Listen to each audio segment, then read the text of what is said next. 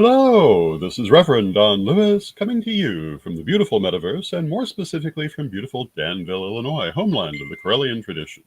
And this is Midday with Reverend Don. Welcome. I hope you're having a lovely day today. And today is Wednesday when my guest is normally Chris Copeland. She is unable to make it this week. I was expecting Laura Enright as my guest today. And she is on her way, but she's having some difficulty getting into the room. So she should be here within just a couple of minutes. I had a message from her just now.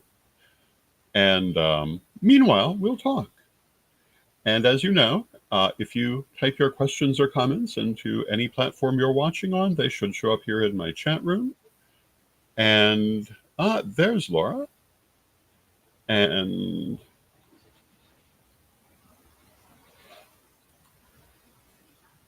hey, Laura. Hi, how you doing? I'm good. Am I here now? I think I'm here. Did I? No. Your voice is here. Your camera is not. That's okay. Let me try this again. I don't know what's going on with this. I have the camera on. How odd. It's the deep state. That's very odd, unless I gave it access to everything, so I don't know what's going on. Well, we can always talk anyway. Yeah. And hello to Nikki in the chat room. It's good to see you, Nikki. Laura. Long time no see. I know, and apparently even longer no see. Well, that's true. I guess and, we'll wait a little longer. I've been observing on some of these programs lately that Restream has been having a number of problems it did not formerly have since they decided to upgrade their website. Oh. And I've noticed that some people are having trouble with their cameras. A few weeks ago, we did a telethon for Appalachian hurricane relief. And one of the people who gave us a message was Lady Alyssa. We could not record it in Restream. It wouldn't take her camera. We had to record it elsewhere. So this is not something I've not encountered previously. I just don't know what to do about it. I mean, and hello to cross-programs. Yeah, it could be. Hello to Janet in the chat room. It's good to see you, Janet. And Laura, I should warn you, I periodically say hello to people who pop up yeah, no. on the screen. As you should. That's a polite thing to do. Yes. So I have known Laura for a few years now. I don't know if we want to say how many years. I don't mind. Isn't it since the 90s or the 80s? I late think 80s, it was 90s? Actually the late 1980s. Yep. It's been a long time. You were a mere child. I was. So was I, for that matter. Yeah. And we met, if I recall correctly, we met through J&M Psychic Fairs. Mm-hmm. Yep. And we've had numerous adventures over the years. We used to work together on the Roundtable magazine at one point. Mm-hmm. Yep. So we've had some adventures, but you've had many adventures of your own. You've authored a number of books now. And I want to talk about those in a few moments, but the book that we're really here to talk about today is The Court of the Five Tribes. And I was wondering if you could talk a little bit about what the book is about without giving too much away, and what people would enjoy about it. Well, the book is it's something I actually wrote this book in the 90s, and I've been fiddling with it ever since. And I happen to love dragons, so it's a novel very much about dragons, but also with the human contingent as well. And a young dragon discovers she must find her way in life, and she discovers that she's very integral to a very important bit of time that's going on. And along the way, she meets a horse, and she befriends a horse and a wizard, and even a prince who's trying to unite his country after his father so mishandled the country that warlords have taken over. So there's a lot going on in it. And the 5 tribes are the 5. I basically took the Asian elements, the dragon elements, and wood, metal, air, water, and earth, and they are each 5 tribes. And so she has a piece of all of them in her. And so she has to she discovers this as she goes on her travels. That sounds very fascinating. Hopefully it is, yeah. Well, yeah, of course. You mentioned that you have a long-standing love for dragons. I was born in the year of the dragon. That's right, you were. I believe I'm a wood dragon. So you're in one of the 5 tribes yourself. Yes. What else inspired you to write this particular story? Because as I say, I know you've written many stories and published many books. And what led you to this one? Hello to Steve in the chat room. That's interesting because I think I really actually did have an idea for this one. Well, I wrote the 2 vampire novels that I'm hoping to restart the series, but the vampire novel was written as an agent, and I ended up liking the story and the characters so much that I continued. With this one, it's interesting you should ask that because it's been so long. I'm honestly not sure what inspired me. Maybe it might have been a dragon statue I saw or something. I do remember this. I was telling Chris this when we were discussing. I do remember I had the main plot, but there needed to be something, some element that forced the plot. And I could not figure it out at all. And I used to take a lot of walks around the neighborhood and try to clear my mind of things and all. And one day it just struck me, and it involves a tree. And it just struck me, and it was the coolest feeling. And I love when things like that happen. Out of the blue, something will, hit you. So that was kind of fun. But to answer your question, I honestly don't know what it was. I think I just like dragons so much. Well, obviously it was just meant to be. Yeah, there you go. It was hello the universe. To Renee in the chat room. And hello to Nicholas in the chat room. Hi, everyone in the chat room. And one of the things I really enjoy about this program is being able to say hello to all of the viewers and have so many of them say hello back. And one of the things that does, it also reminds me just how widespread our viewership is. And that's a fun thing. So if I was telling Chris, I was telling Chris that I'm very happy things have gotten with Correlian where they've gotten, and the technology, it's almost like the technology caught up to you guys. Yes. If you so it's making it a little easier.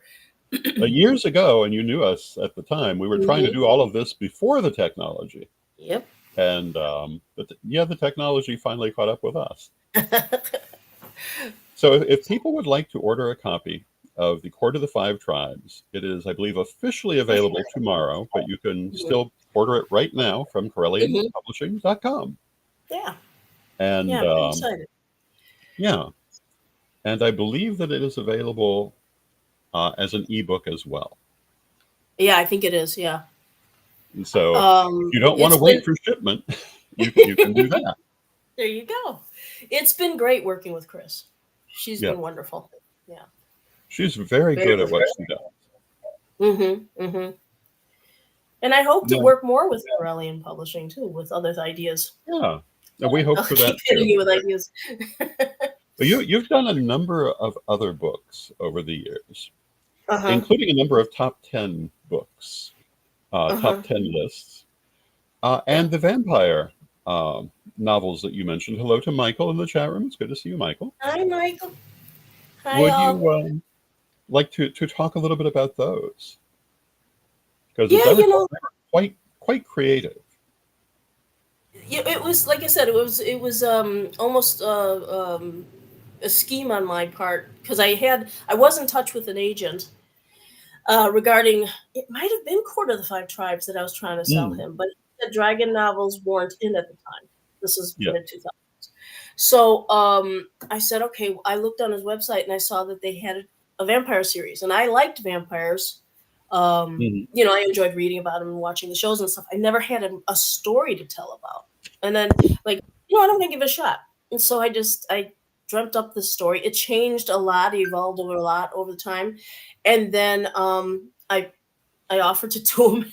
That's a whole long story, but it involved he had left the company. I offered it to him. He was very nice about things. Mm. I offered it to him, but he left the company shortly after and never told me. So I was waiting and Oh. waiting. Yeah. And then so I re-offered it to the other agent. They didn't want to take it.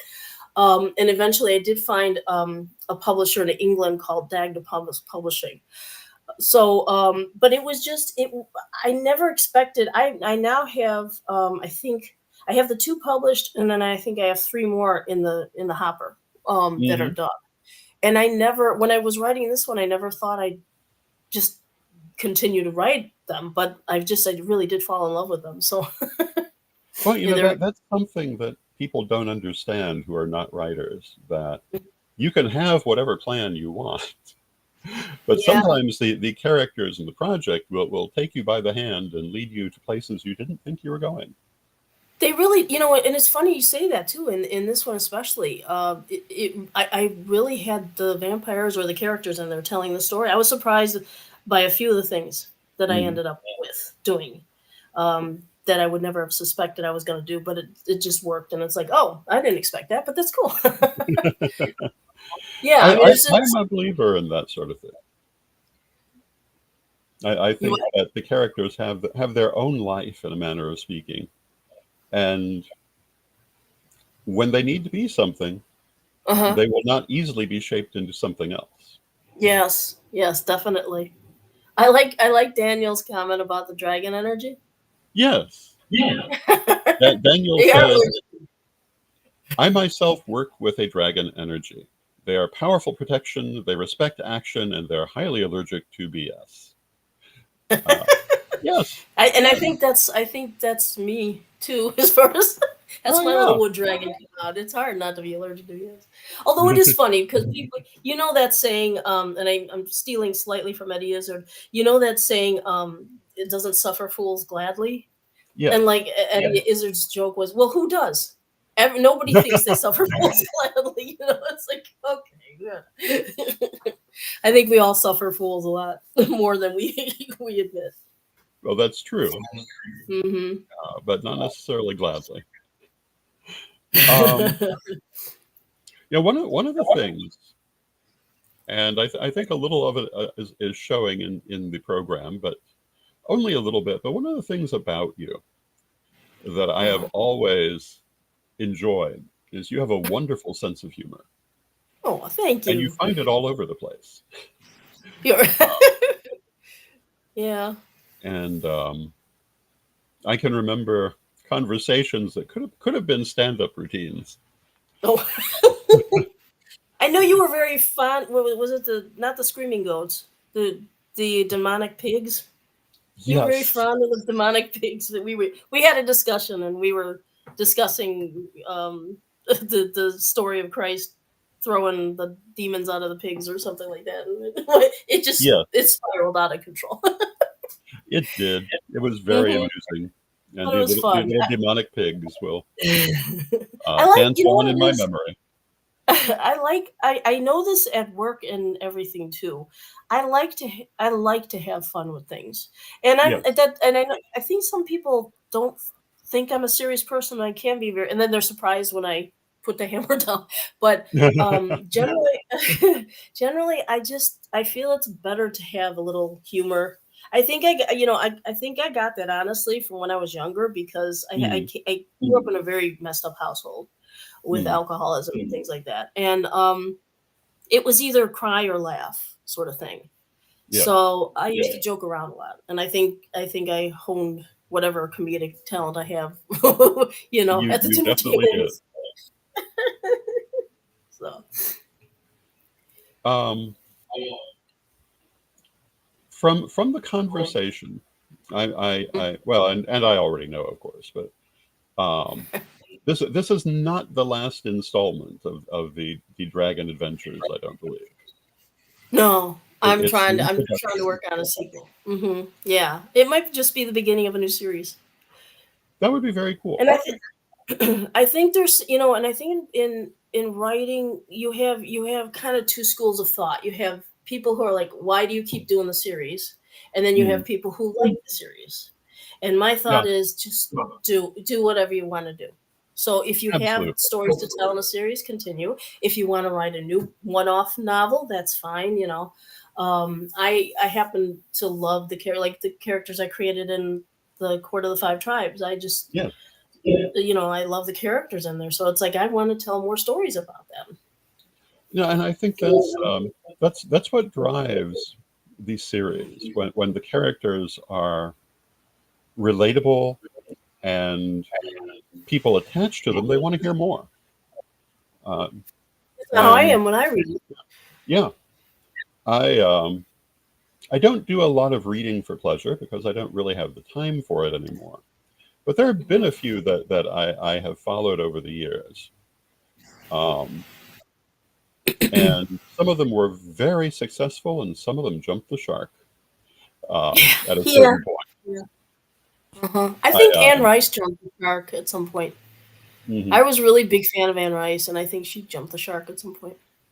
I was a huge fan of the Anita Blake mysteries, Oh, I've which was heard of another her. vampire series. Uh-huh. Uh, but what happened with them, the thing that made them so riveting to me was the intricate plotting and character Uh-huh. development. But it seemed like the longer they went on, the more sexual they became, which didn't bother me, except that it drove out a lot of the plotting. Yeah. Um, Yeah. and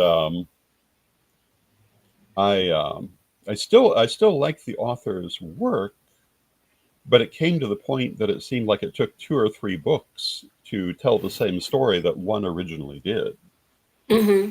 And I think one of the things that as authors we have to do is pay attention to where our strongest points are. Hmm. Of course, her works are still very popular, um, and they're still good. But um, I did come to well, Daniel says romance Very much novels so. sell, and yes, they do. They sure Um, do. and that is a very good point. One of the things about romance novels, in the traditional sense of the term, is they were so formulaic. You could almost always predict what was going to happen, but there were many people who were still addicted to them Yeah. because the details changed, the characters changed, Hmm. even if the stories were usually similar. And I think that's part of what makes good writing. Um, the ability to connect to the characters. And if people read The Court of the Five Tribes, they will connect to the characters. They're very winning characters. Oh, okay. And that's what you want, in my opinion, Hmm. from something you're reading for pleasure. Of course, you want a good plot, but if you don't care about the characters, what good does the plot make? Yeah, You that's you true. have to first love the characters, Hmm. and Hmm. um, and if you love the characters, you'll come back for another one and another one. Yeah. Um, at least to a point. Now, if it's the 302nd part of the series, it might be a bit much. Yeah. Yeah, that's Um, true. but then But, you again, know, I look at the Wizard of Oz, and how many books did that oh go for? yeah. Well, look at the Xanth series too. I don't know if you Yeah. remember Piers Anthony Xanth series. So people can go a very long way with these Mhm. series that keep telling very long stories. Yeah. Um, and Daniel says, I met a writer who wrote romance novels just to make initial money and then sold their real books after. And I think that's something that happens. That's an excellent, I've told people, because some people get very generalized in so to speak. Yeah. And I've told people the reality of writing is it's very difficult to make a living off it, especially if it's Mhm, romance. So I'm somebody who likes to write nonfiction and fiction. And mhm, the nonfiction I can maybe make some money off of, and not romance, the fiction Mhm. I wouldn't. I don't have a romantic bone in my body. The fiction, the fiction, I can then write the way I want to write it. Mhm. People say write what you know, and I'm like kind of opposite because I'm Mhm. like, you know what? It's good to write what you know, but sometimes if you investigate something you don't know, you can bring other views to it and other ideas to it. That's kind of how it was with Absolutely. the Chicago's Most Wanted one, and the Yeah. Vampire's Most Wanted one. I mean, so yeah, I'm a big proponent of that, and I would love to try my hand at a romance novel. I just don't know if I could Well, maybe if it was carry romantic it through. dragons. Yeah, there you go. The romantic dragon. Well, there is a romance going on in the dragon novel toward Yeah. toward the end.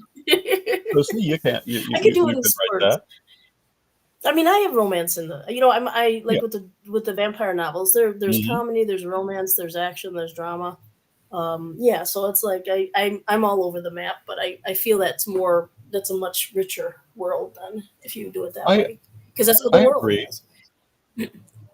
Um, Now, if someone wanted to get copies of some of your earlier works, Hmm. is there anywhere you can send them to do that?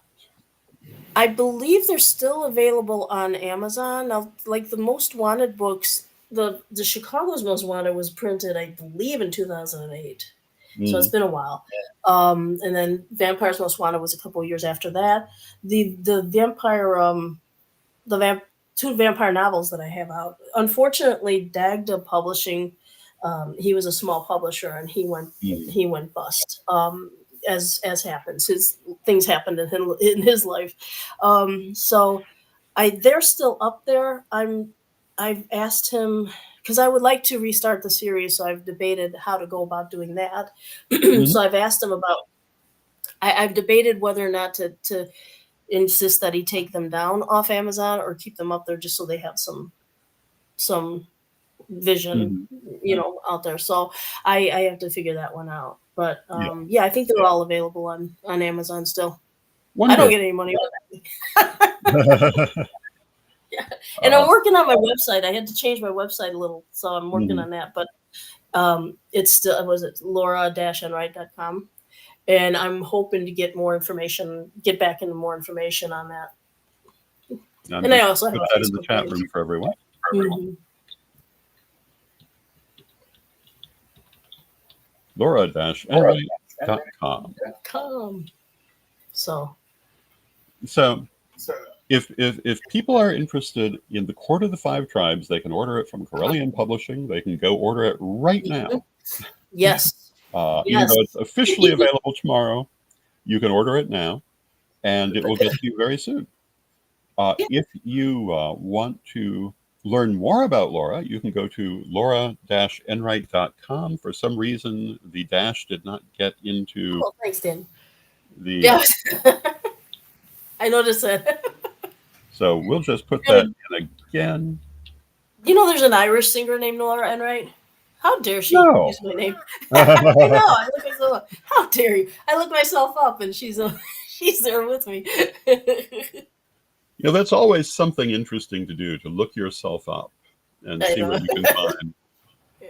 Um, Sometimes you don't want to see what you find.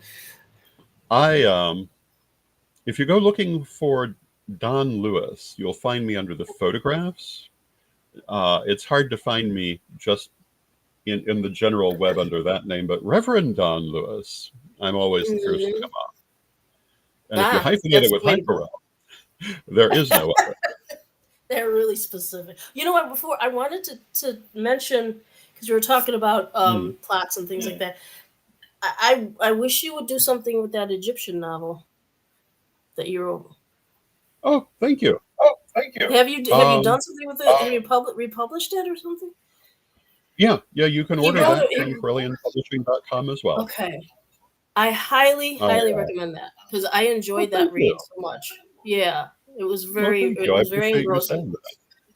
Yeah, I it was have very engrossing. additional plot lines for that story, but we'll see if I ever get to them. You could start your own series about the ancient Egyptian detective. Well, you priest. know, the way that I got onto that was that whole write what you know thing. And I've been studying ancient Yeah, Egypt since I was a child, so I thought, why don't I write about yeah. this?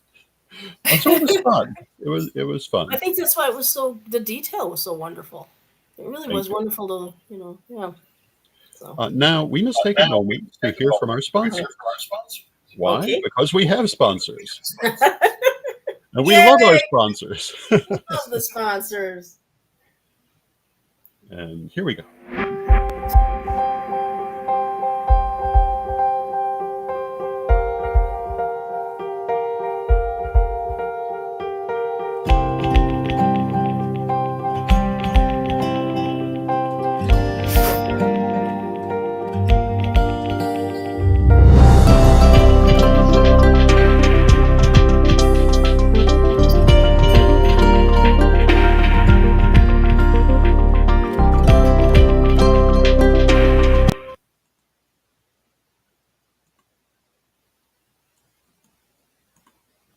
Ready to unlock the secrets of the universe? Join me, Reverend Don Lewis, for my metaphysical and magic auctions at Gaia Thrift at whatnot.com. Discover fascinating artifacts, mystical crystals, and rare and unusual books that could change your life. Don't miss this chance to bring a little magic into your world. Reverend Don's Metaphysical and Magic Auctions, where the extraordinary can become yours. And, Nicely done. Thank you. And one of the interesting things, we're very grateful to our sponsors, especially to Equinox Learning Hub, and they've made it much easier in some ways to continue doing this. So if you would like to be a sponsor of Correlian and Divination TV, contact us. Contact Reverend Mary or myself, and we can hook you up with a sponsorship package. And you can be part of our little sponsor moment every day, if you would like to. Today, our guest has been Laura Enright, and if you want to learn more about Laura, you can do so at laura-enright.com. Her new book, The Court of the Five Tribes, is officially available tomorrow, but you can order it today. And you can order it at Correlian Publishing.com, and I believe it will also be available on Amazon. And Correlian Dragons. Yes. we have a long connection with dragons. And Laura, thank you so much for joining me today. This has been fun. Thank you for having me. Thank you, and thanks everybody for saying hello. Yes, it was a pleasure. And thank you everyone for joining us. And I will be back tomorrow. And tomorrow I will be talking about the Samhain holiday, because tomorrow will be October 31st, which in the evening is the beginning of the Samhain holiday. And I hope you'll join me then. And now let us close with our prayer, as we always do. Beloved Mother Goddess, beloved Father God, beloved ancestors, we thank you for all that you do for us in our lives, and we rejoice in the adventures that you put in our path. We are grateful when you give us sudden insights and understandings, and we who are authors rejoice in the many lives that we get to live through our characters. And beloved Mother Goddess, beloved Father God, beloved ancestors, we thank you with great love, and knowing you are always with us. From respect, we thank you for your presence, and may you be blessed now and always. And may you be blessed now and always. And Laura, may you be blessed now and always. And we'll have to have you back on another occasion with your face. Yes. I'll bring my face next time. But it was a good interview. Thank you so much. I enjoyed this. Thank you all. And have a